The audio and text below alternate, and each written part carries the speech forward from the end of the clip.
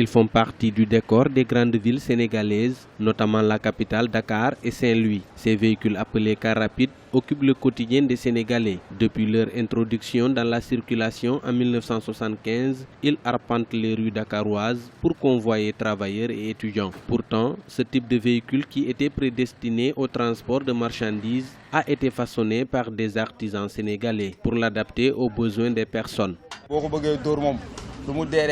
Ce sont des tôles de barriques qu'on récupère pour fabriquer un car rapide. Le prix pour un car rapide varie entre 450 000 et 500 000 francs CFA. C'est un travail qui n'a presque pas de bénéfice. Si on paye les baguettes de soudure, les gaz, l'air et tout, il ne va rien rester. Et c'est un travail qui s'est fait avec beaucoup de risques. Tout peut arriver.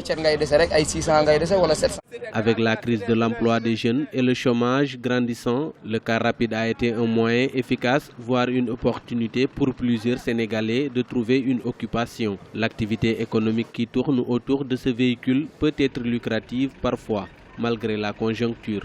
Par jour, on a encaissé 25 000 francs.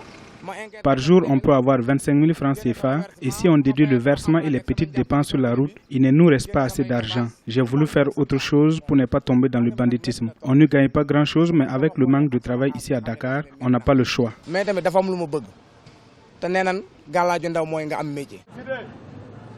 La popularité des cars rapides est avant tout liée à leur accessibilité. Ils sont à tous les coins de rue de la capitale. Ces véhicules sont les plus prisés des passagers, notamment à cause de leurs tarifs très abordables, qui varient entre 50 et 250 francs CFA selon la distance parcourue. Depuis 2005, le gouvernement du Sénégal a lancé un programme de renouvellement du parc de transport en commun qui prévoit le remplacement progressif des cars rapides par des bus et minibus. En octobre 2015, un prototype de car rapide a été exposé dans le cadre de la réouverture du Musée de l'Homme à Paris.